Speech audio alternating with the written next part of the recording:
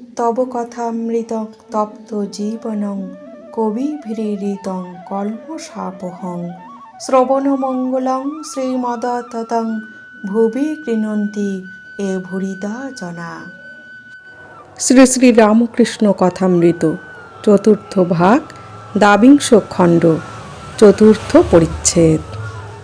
মুখুজ্জেদের হরি শ্রীরামকৃষ্ণ ও দান ধ্যান। ঘরের ভিতর ঠাকুর নিজের আসনে বসিয়া আছেন। মেঝেতে মুখুজ্জেদের হরি মাস্টার প্রভৃতি বসিয়া আছেন। একটি অপরিচিত ব্যক্তি ঠাকুরকে প্রণাম করিয়া বসিলেন।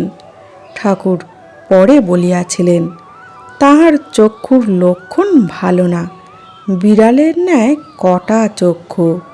তাহলে বলছেন ঘরের ভিতর ঠাকুর নিজের আসনে বসে আছেন, আর মেঝেতে বসে আছেন হরি মাস্টার প্রভৃতি ভক্তেরা।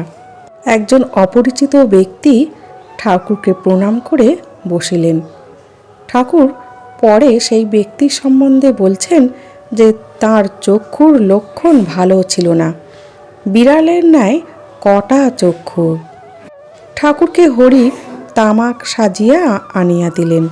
শ্রীরামকৃষ্ণ হুঁকা হাতে করিয়া হরির প্রতি বলিলেন, দেখি তোর হাত দেখি, এই যে জব রয়েছে, এ বেশ ভালো লক্ষণ।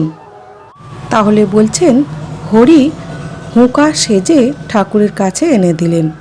ঠাকুর হুঁকা হাতে করে হরির প্রতি বলছেন যে দেখি তোর হাতটি দেখি, আর বলছেন এই যে জব রয়েছে এটি বেশ ভালো লক্ষণ। অর্থাৎ হরির হাতে জবাকৃতি চিহ্ন রয়েছে, ওই চিহ্নটি বলছেন ভালো লক্ষণ। হাত আলগা কর দেখি। নিজের হাত হরির হাতে লইয়া যেন ওজন করিতেছেন। ছেলে মানুষই বুদ্ধি এখনো আছে, দোষ এখনো কিছু হয় নাই। ভক্তদের প্রতি বলছেন, আমি হাত দেখলে খল কি সরল বলতে পারি। হরির হাতটি যেন ওজন পরিমাপ করছেন, আর বলছেন ছেলে মানুষই বুদ্ধি এখনো আছে, অর্থাৎ এখনো সরলতা আছে, দোষ এখনো কিছু হয়নি, অর্থাৎ মনে এখনো কুচিন্তা কুপ্রভাব আসেনি। আর ভক্তদের বলছেন, আমি হাত দেখে বলতে পারি কার কেমন মনের ভাব, কার কেমন মানসিকতা। হরির প্রতি বলিলেন, কেন শ্বশুর বাড়ি যাবি, বউর সঙ্গে কথাবার্তা কইবি, আর ইচ্ছে হয় একটু আমোদ আহ্লাদ করবি। তাহলে ঠাকুর হয়তো হরিকে ভোগ করিয়ে নিয়ে ত্যাগ করাতে চাইছেন। ঠাকুর অন্তর্যামী, সেইভাবে তাকে পরিচালিত করছেন। তাই বলছেন শ্বশুর বাড়ি যাবি, বউর সঙ্গে কথাবার্তা কইবি, আর ইচ্ছে হয় একটু আমোদ আহ্লাদ করবি। মাস্টারের প্রতি বলিলেন, কেমন গো? মাস্টার প্রভৃতির হাস্য। মাস্টার বলিলেন, আজ্ঞা, নতুন হাঁড়ি যদি খারাপ হয়ে যায় তাহলে আর দুধ রাখা যাবে না। মাস্টার বলছে যে নতুন হাঁড়ি যদি খারাপ হয়ে যায় তাতে আর দুধ রাখা যাবে না, অর্থাৎ হরির মন এখনো সরল আছে। যদি বিয়ের পরে কামিনী কাঞ্চনের প্রভাব পড়ে, তাই বলছে নতুন হাঁড়ি যদি খারাপ হয়ে যায়।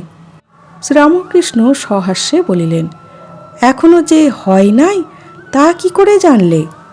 তাহলে ঠাকুর বলছেন, বিয়ে করলে যে খারাপ হয়, অর্থাৎ ভগবান বিরাগী হবে, আর বিয়ে না করলে যে ভগবান অনুরাগী হবে, এটি বলো না। আসলে ঠাকুর বলতে চাইলেন, সবসময় যে সবার ক্ষেত্রে এটি সঠিক বা সত্য হবে, এই ভ্রান্ত ধারণা ত্যাগ করতে হবে। সেটি আমাদের ধারণার বাইরে। মুখুজ্জেরা দুই ভাই, মহেন্দ্র ও প্রিয়নাথ। তাহারা চাকরি করেন না, তাহাদের ময়দার কল আছে। প্রিয়নাথ পূর্বে ইঞ্জিনিয়ারের কর্ম করিতেন। ঠাকুর হরির নিকট মুখুজ্জে ভাতৃদ্বয়ের কথা কহিতেছেন। তাহলে এইবার মুখুজ্জেদের দুই ভাইয়ের প্রসঙ্গ উঠল। বলছেন মহেন্দ্র ও প্রিয়নাথ দুই ভাই তারা চাকরি করেন না, তাদের ময়দার কল আছে। আর প্রিয়নাথ ছোট ভাই পূর্বে ইঞ্জিনিয়ারের কাজ করতেন। শ্রীরামকৃষ্ণ হরির প্রতি বলিলেন, বড় ভাইটি বেশ না? বেশ সরল। হরি বলিলেন, আজ্ঞা হ্যাঁ। শ্রীরামকৃষ্ণ ভক্তদের প্রতি বলিলেন, ছোট নাকি বড় শন, কৃপণ? এখানে এসে নাকি অনেক ভালো হয়েছে? আমায় বললে আমি কিছু জানতুম না। তাহলে ঠাকুর হরিকে বলছেন, বড় ভাইটি বেশ না, খুব সরল। আর হরি বলছে, আগে হ্যাঁ। আর বলছেন, ছোট ভাই নাকি খুব কৃপণ, আর এখানে এসে নাকি দান ধ্যান করতে শিখেছে, অর্থাৎ ভালো হয়েছে। হরিকে বললেন, এরা কিছু দান টান করে কি?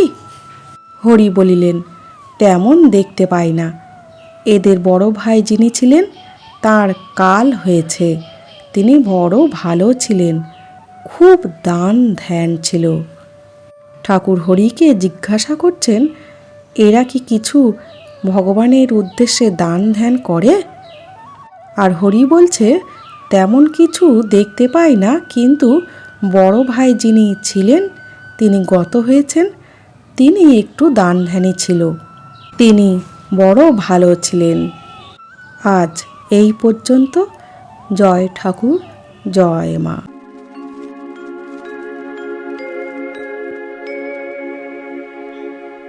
নিরঞ্জনম নিত্যমনন্তরূপম ভক্তানুকম্পা ধৃতবিগ্রহম বৈ ঈশাবতারম পরমীশমিদ্যম